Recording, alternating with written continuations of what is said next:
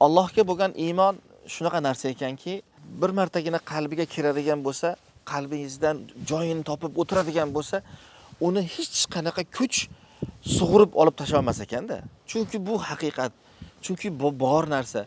Chunki bu qalbimiz o'shanga muhtoj.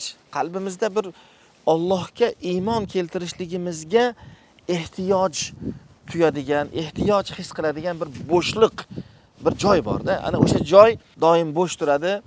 U bo'shliqni kimlardir boshqa narsalar bilan to'ldiradi. Kimisi toshga, kimisi yog'ochga, kimisi butga, kimisi sigirga, shaytonga iymon keltirishlik bilan shu ehtiyojini to'ldirganday bo'ladi, o'zini aldaydi albatta bu bilan.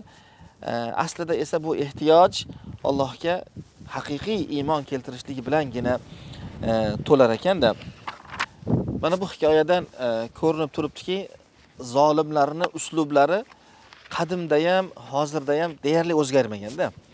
Zolimlar haqiqatning qarshisida ojiz qolganlarida nima qilishadi? Ayni mana shu yo'lga bosh urishadi-da. Qamoqlariga tashashadi, o'ldirishadi, osishadi, otishadi va hokazo qilishadi. Bu bilan yuriduna li yutfi'u nurallohi bi afwahihim. Xuddi og'izlari bilan puflab Allohning nurini o'chirmoqchi bo'lishadi-da.